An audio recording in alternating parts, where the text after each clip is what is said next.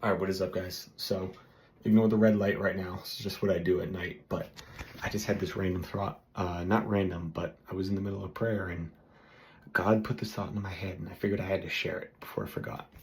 So, I want to address sin and us as sinners because I think a lot of people get this misunderstood. And, I would say, I think I can speak for most of us when we do sin, we feel guilt and shame. And when we do it, we're like, gosh, why did I do that? Like every single time I mess up, God.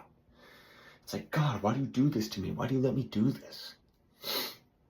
And I don't know if everyone thinks like that, but sometimes that's how I am. And it's not necessarily a good thing, but it ties back to Proverbs 3:5, which is trust in the Lord with all your heart and do not lean on your own understanding. And if you're familiar with Johnny Chang, he talks about this a lot, that all these bad thoughts we get, they're not ours and they're not God's. So they have to be Satan's. And when it comes to sin, whether it be lust, guilt, greed, lying, there's demons for each specific one. So when you're having these thoughts, let's say you see somebody in the street and automatically your brain wants to judge them or make fun of them, you need to cast that out right away. You need to rebuke those thoughts because they're not from you. Those are evil thoughts. God would never put those thoughts into your head. So you just have to always trust in him more than your understanding, because we really don't understand much when it comes down to it. Now look at God. He created everything. He's I am. He just is. There's no past, present, or future.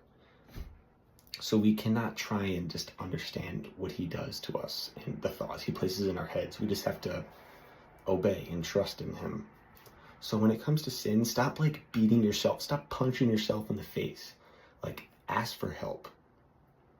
If you let's say, I'm going to go back to the example.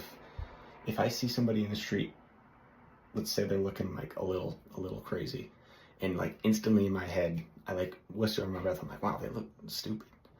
And then right away I'm going to be like, oh man, I didn't mean to say that. God, I'm sorry, forgive me for that. And you just might beat yourself up over it, even something small like that. And now you can scale it up to whatever you want. But don't keep beating yourself up over it. We're forgiven. He died for our sins, but we have to ask for our help.